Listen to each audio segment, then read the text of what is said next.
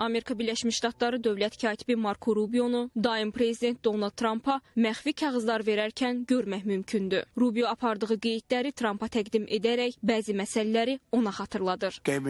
Marco mənə bir qeyd verdi. Chevron məsələsinə qayıdın. Onlar nə isə müzakirə etmək istəyirlər. Mən Chevron məsələsinə qayıdıram.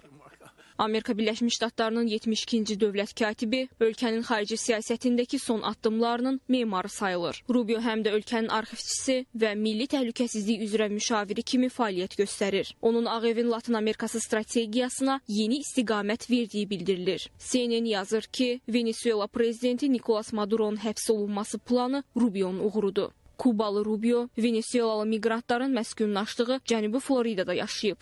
Onun uzun müddətdir ki, Maduro'ya göz dikdiyi bildirilir. Rubio'nun strategiyanı hazırlamaq üçün aylarla çalışdığı və Trump'ın aparat rəhbərinin mavini Steven Millerlə birlikdə işlədiyi deyilir. Bu müddət ərzində o, xarici səfərlərindən imtina edib və əvəzində muavinini göndərib.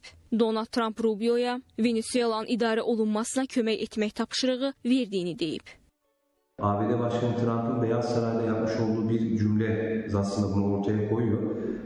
Marco Rubio, Amerika Birleşik Devletleri Devleti'nin tarihin en iyi Dışişleri Bakanı olacak ifadesi gerçekten önemli bir açıklamaydı. Dolayısıyla Marco Rubio'nun en büyük destekçilerinden bir tanesi de kuşkusuz ki Trump'ın damadı olan Kushner'in de olduğunu ifade etmekte yarar. Xarici nəşrlər yazır ki, indi Rubio Venezueladakı əməliyyata görə bəzi siyasətçilərin tənqidi ilə üzləşib. Çünki Vaşinqton proseslə bağlı əvvəlcədən xəbərdarlıq etməyib. O, administrasiyanın konqreslə müzakirələrini birbaşa özü aparır. Əməliyyatın qüsursuz şəkildə həyata keçirilməsində Rubio'nun Cənubi Floridada siyasi tərbiyəsinin rolu var. Miqrant ailəsində doğulan Rubio'nun daim azadlıq axtarışında olmasının ona bu istiqamətdə kömək etdiyi deyilir. Hətta o, Donald Trump'ın birinci prezidentliyi dövründə Ağ Evlə müntəzəm əlaqə saxlayaraq Maduro'ya qarşı daha sərt təzyiq göstərməyi müdafiə edib.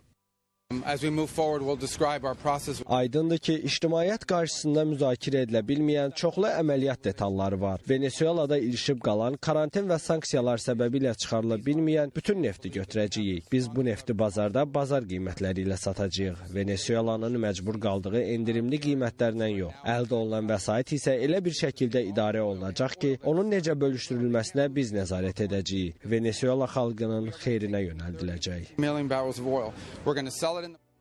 Marco Rubio'nun Kubada da eyni senariyə başçılıq edəcəyi iddia olunur. Onun tezliklə Havanadakı hökumətin süqutuna nəzarət edə biləcəyinə dair ümidlər yaranır. Rubio Kuba siyasətində Amerika Birləşmiş Ştatlarının ən sərt xəttini müdafiə edən əsas fiqurlardan sayılır. Bunun səbəbi onun həm ideoloji mövqeyi, həm də Florida siyasətində xüsusilə Kuba mənşəli seçicilər arasında güclü təsirə malik olmasıdır. Rubio Havanadakı mövcud hakimiyyəti avtoritar rejim kimi qiymətləndirir və onun legitimliyini tanımır. Hətta Amerika Birləşmiş Ştatlarının o dövrki prezidenti Barack Obama'nın normallaşma siyasətini açıq şəkildə tənqid edib. Onun mövqeyinə görə hakimiyyət dəyişmədən münasibətlərin normallaşması mümkün deyil. Rubio Kubanın Rusiya və Çinin bölgədəki təsirinə qapı açdığını iddia edir. Trump administrasiyalarında Havanaya qarşı vizaların məhdudlaşdırılması, diplomatik əlaqələrin dondurulması və sanksiyaların sərtləşdirilməsi məhz Marco Rubio'nun təsiri ilə formalaşıb. Kuba rəsmiləri onu açıq şəkildə Amerika Birləşmiş Ştatlarının Kuba siyasətinin memarı adlandırırlar.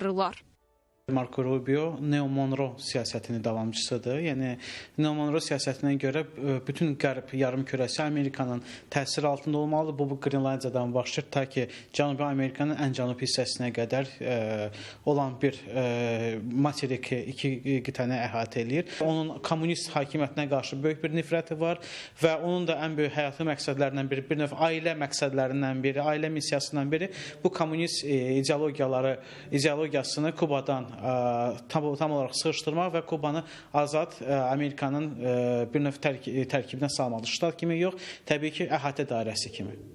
Donald Trump, Marco Rubio'nun tezliklə yeni bir vəzifəyə keçə biləcəyinə işarə eləyir. Bunun Kuba prezidentliyi ola biləcəyi iddia olunur. Trump'ın bu açıqlaması həm siyasi dairələrdə, həm də sosial mediada ajotaj yaradıb. Politico yazır ki, Donald Trump Venezuelanın açarlarını Rubio'ya təqdim edib. Bir müddət əvvəl onun 2028-ci ildə prezidentliyə namizədlik verə biləcəyi iddiaları yayılıb. Lakin Rubio'nun 2016-cı ildə namizədliyini irəli sürdükdən sonra belə fikrinin olmadığı görünür. Çünki o bunun üçün pul toplamalı və kampaniya infrastrukturunu qurmalıdır. Dövlət katibi olarkən isə bunu etmək çətindir.